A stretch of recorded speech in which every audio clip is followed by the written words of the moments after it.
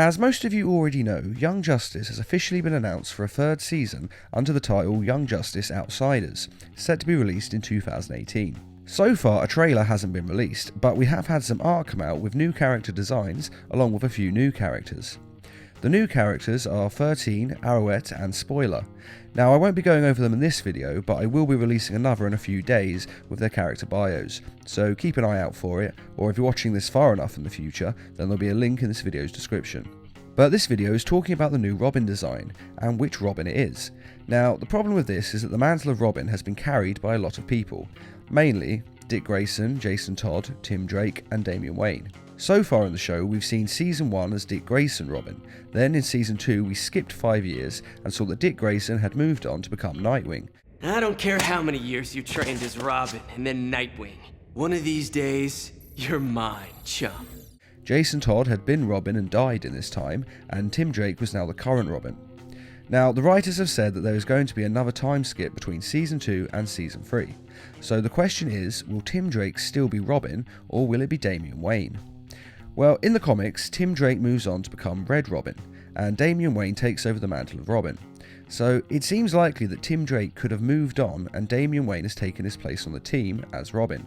This is because the time skip is to show how the characters have moved on with their lives, Dick Grayson becoming Nightwing, Kid Flash retiring, and so on.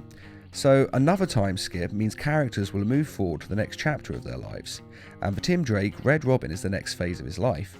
So I think it's likely he'll have moved on and passed on the mantle. I should also say that although we haven't seen Talia al Ghul and Batman set up as having an attraction in the show, it has been set up in the comics, which do tie in with the show, and the writers have said that aspects of the comics will feature in Season 3.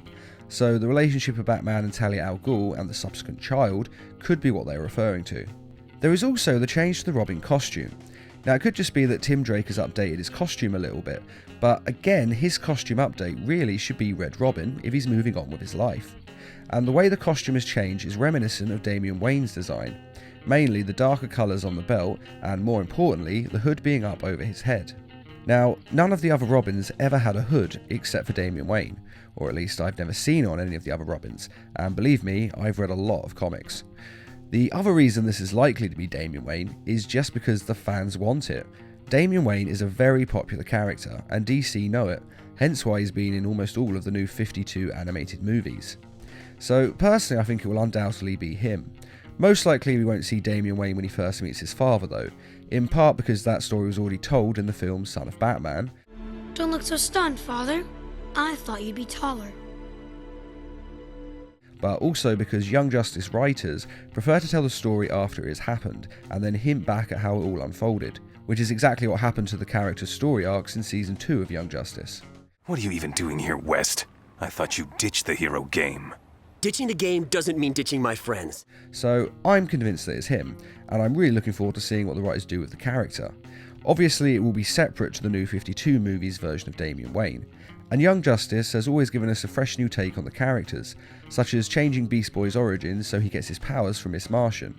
Link to this origins in this video's description if you want more details on this. But basically the Young Justice writers do remain true to what a character is, but they also make slight changes, which is good because although I love the ones in the comics, if they kept it exactly the same, it would be kind of boring to watch unfold as you know exactly what's going to happen.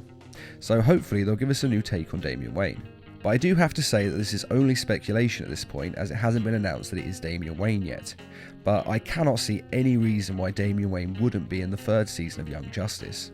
It makes perfect sense on all levels, both for the fans and from a marketing point of view. The only real question for me is where will we start with his story? Will he already be on the team? Or will the team find him and then Tim Drake hands over the Robin mantle and becomes Red Robin? Like I've said, I think Damian Wayne will already be Robin on the team when the season starts. But since the whole point of the third season is about people being enhanced with metagenes, and the fact that Damian Wayne was enhanced while in his artificial womb, not given superpowers, but enhanced to be smarter and stronger than a normal human would be, basically raised to peak human levels. So because of this story arc already existing, it could be possible that the team will break up one of Ra's al Ghul's metahuman labs and discover Damian Wayne, and then he joins the team. Quite possibly as a mole for Ra's al Ghul and the Light. Then he could potentially betray either the team or the Light, which would be very interesting to watch unfold and see if his loyalties are more to his father or to his grandfather. But what do you think? Do you think Damian Wayne will be the new Robin, or that Tim Drake has just changed his outfit slightly? And do you think Damian Wayne will already be on the team, or join the team halfway through Season 3? Be sure to let us know in the comments, along with what Damian Wayne comic arc stories you want to appear in the 3rd season. And I'd just like to say a quick thank you to those of you who made this video possible by donating to the Needle Mouse Productions page on Patreon. Patreon is a crowdfunding site that is helping us to bring you more videos each week and to raise funds for adapting comic book stories into short animated films. If you're interested in donating or just want to find out more, there is a link in this video's description. And as always, thanks for watching, and feel free to subscribe, share, like, and comment.